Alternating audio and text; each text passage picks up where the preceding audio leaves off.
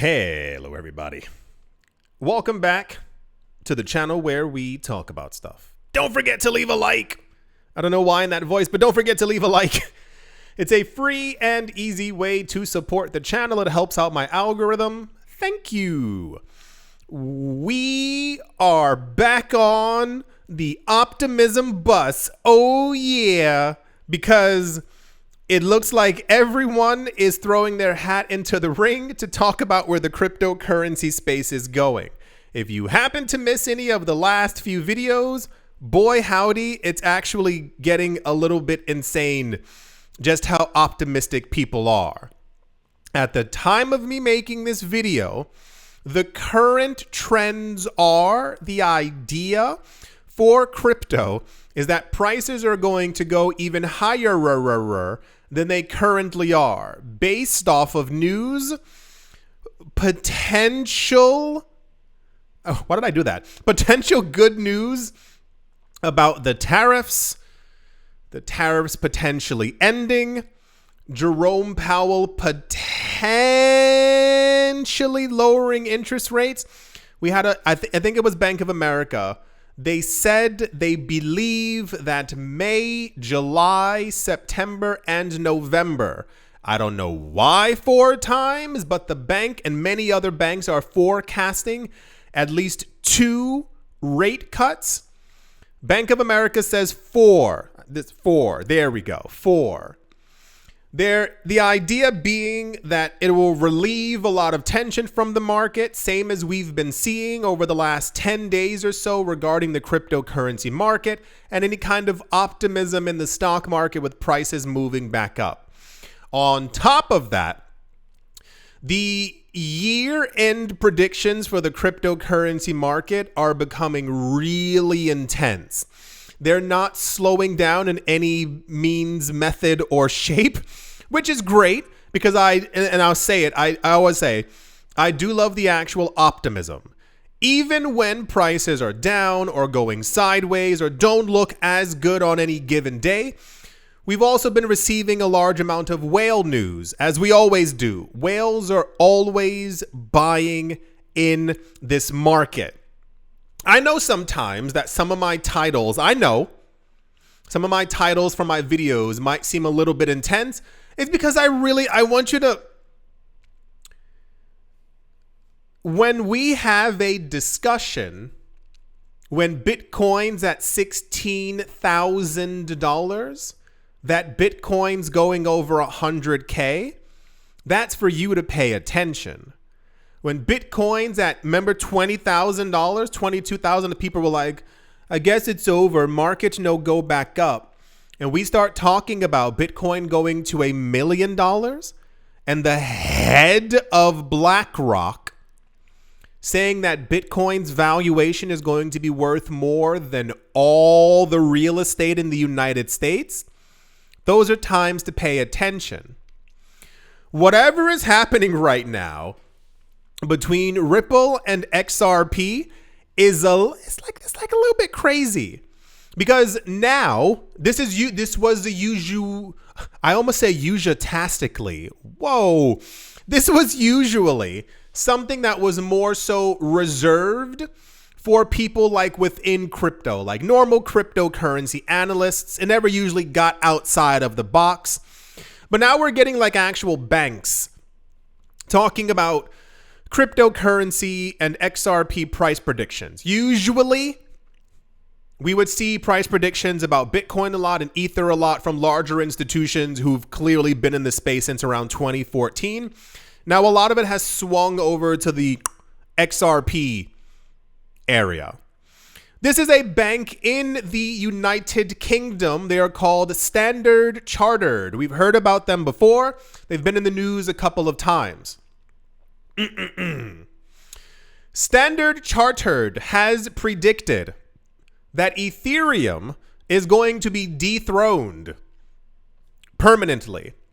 We've seen this twice before, but Standard Chartered has said in their latest forecast that XRP is going over $12. They predict a little bit more.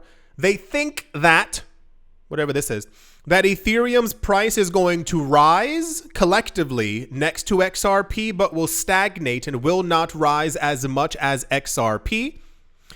And they said once XRP goes over $12, it will dethrone Ethereum.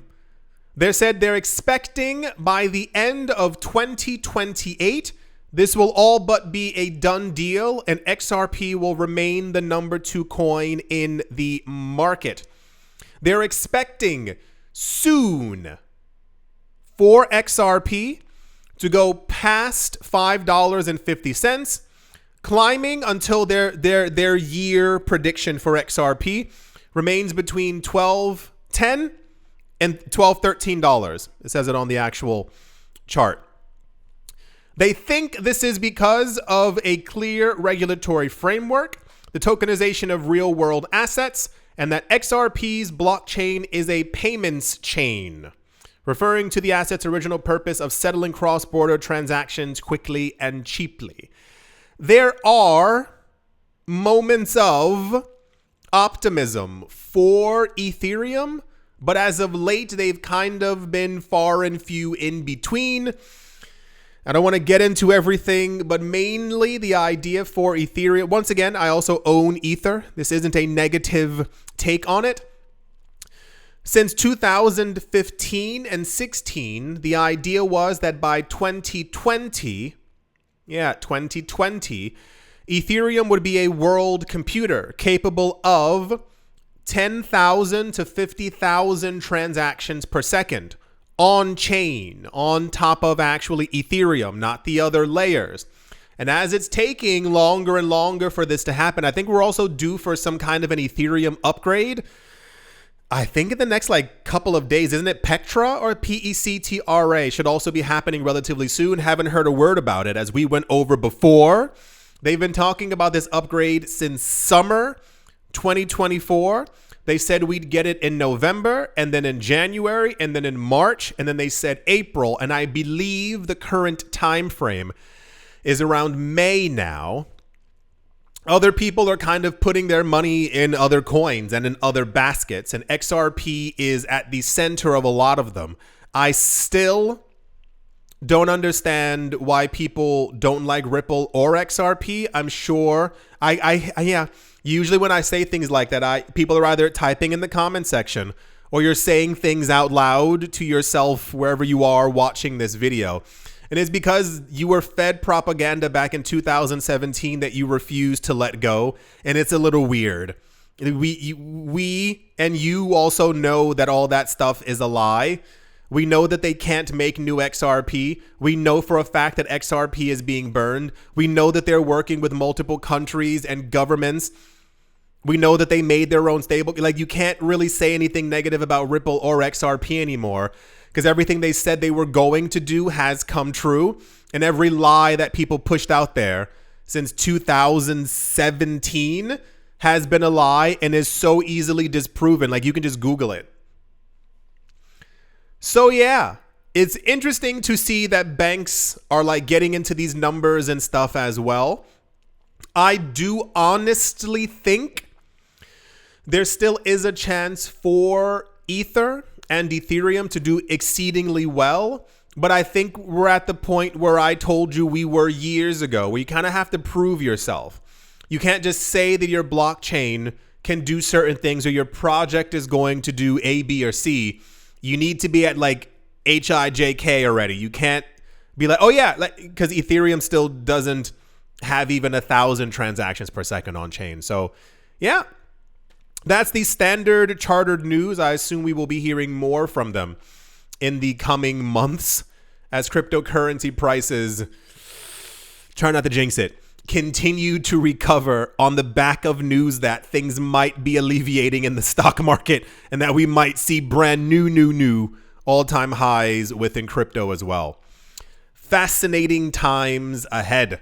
I do hope that you've all enjoyed. I do hope you all are having a great day, morning, afternoon, evening, wherever you are, wherever the heck you might be. I do hope it's absolutely fantastic. Thank you all once again for watching, listening, liking, commenting, and supporting. And I will most certainly be talking to you all soon. See you.